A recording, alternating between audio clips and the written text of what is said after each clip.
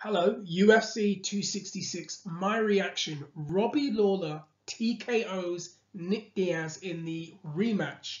How many years in the making, I don't know, but Volkanovski wins against Ortega in a wild fight. Shevchenko dominates again. Just starting from the top, we all came to see the return of Nick Diaz.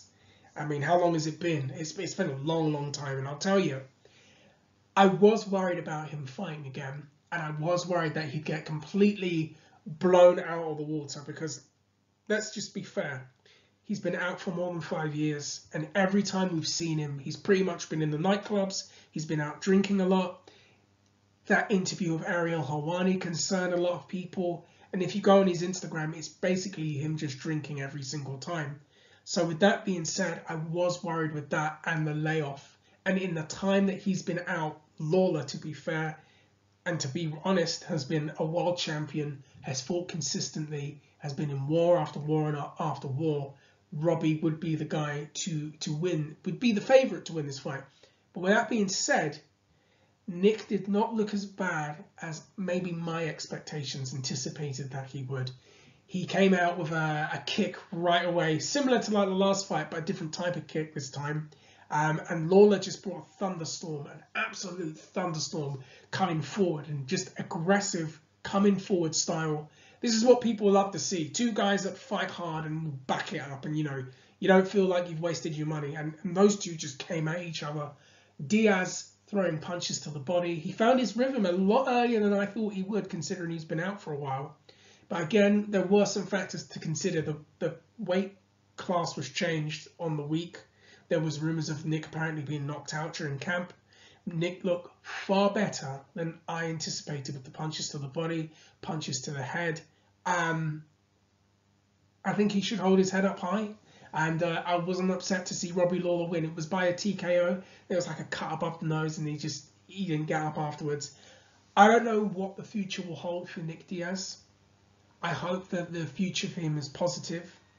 I hope this isn't going to be one of those tragic tales at the end. I really hope it's not. It was really nice to see him and GSP shake each other's hands in a sign of respect. I know that there'd been a lot of history with those two, but it was nice to see that. And in all, it was just good to see Nick look far better than I anticipated. I wonder what's going to happen with him next, though. I really do wonder. Will he fight again? Will he not fight again? Please, anyone, if you have any updates on that, let me know. So we'll probably talk about that later. So then we go from that to this picture right here. A picture is worth 1,000 words, and this sums it up.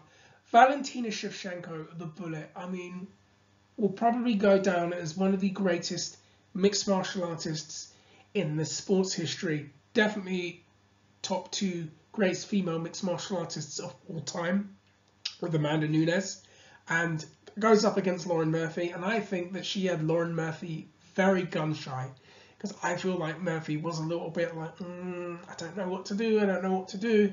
Shevchenko's throwing these great superwoman strikes, I better call them. Kicks to the leg, just spinning back fists at one point. She's got that body lock takedown that she likes to utilize, and she just gets you by the body and just gets you down. She's done that in the first round, and then gets to the 4th round, and then hits it with a left, gets her to the floor, and it's very similar to how she fought Andrade, just wiped her out in the 4th round. And my favourite thing about every Shevchenko fight is that dance afterwards. That's one of the reasons why I want to see her win, because I absolutely love that. There's something about that. She done it at UFC 261. And there's something, and I don't mean this in a patronising way, there's something very endearing about that. And the crowd seem to love it. And every time she fights, I'm like, please, I just need to see the dance, where she kind of does that strut, and then she does the rotations, and then I absolutely love that. And then look at that picture there. I mean, well, everyone's all smiles there. What a great performance from her. I would love to see her and Nunes again. I would love to see that again. I don't think that will ever happen again. But I'll tell you what, the person who beats Shevchenko, if that person shows up, all credit to you, because you beat a Hall of Famer, basically, in my opinion. And then we go straight to Brian Ortega and Volkanovski. And I don't know what's happened there. Now, these two had said a lot about each other, or more or less you could say Volkanovski had said a lot. I know that they coached the Ultimate Fighter as opposing coaches. Apparently there was a lot of issues there between the two of them. Volkanovski had done, in my opinion, an excellent job hyping up this fight to keep people interested, even though the fact that you had Nick Diaz fighting on the card, I think that Volkanovski done a very, very, very good job of hyping up his fight, as did Ortega. I've always felt the UFC, they really love Brian Ortega. Like, you can tell they really want this guy to break out. And I think that's part of the reason why, whilst I like him, I was never, okay, I want to think about how I was fully sold on him just yet. And watching this fight has given me a deeper appreciation for him. What a wild fight. Number one, I mean, Ortega's, for a guy that's a jiu-jitsu guy, his striking ain't half bad. I mean, he did knock out Frankie Edgar for all we remember. But he used his length and his reach. It was a good wild fight. It was round number 3 though. Round number 3 when Ortega hit a straight punch that dropped Volkanovski, and I went, oh my god. And then he went for a guillotine, and I think the whole crowd were like, oh my goodness, we've got a new champion.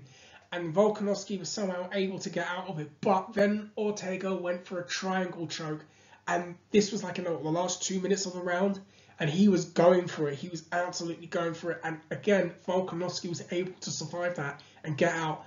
And then Ortega, I think he attempted to take his back, but somehow he wasn't able to get it, and Ortega wound up on his back, and then Volkanovski got top position and ended the round on top position, dropping bombs, bang, bang, bang on the boy. And then you get to the beginning of the 4th round, I think it was, and Ortega's eyes are all just welled up and swollen like marshmallows and all cut up and everything. And the boy just was like, yeah, I can see that you've got 4 fingers, I can see you've got 3 fingers, I can still fight. And I think at that point, you could see that, I think Volkanovski, I think most fighters respect each other, but I think Volkanovski really respected him after that point, because there was like a bit of a thing after the 2nd round where they were like, you know, trash talking each other. But then you can see him giving him some dabs. 5th round continues. Great, wild back and forth fight. And I think this is now, even though he's lost, I've always liked Volkanovski, but this has also now made me an Ortega fan, because you see that heart, and you just see that warrior spirit, which I know gets overused a lot, but that has made me a huge fan of his now. Like, that has really sold me on him. And man, what a night that was. What a night of fights that was. I really enjoyed that. So I'm going to wrap it up for here. Guys, if you know anything else that's going to happen post this UFC card, like if you hear anything with the Nick Diaz fight, anything about who's going to be fighting who next on this card or anything else, comment down below. Give it a thumbs up. Let's bust up that algorithm a little bit.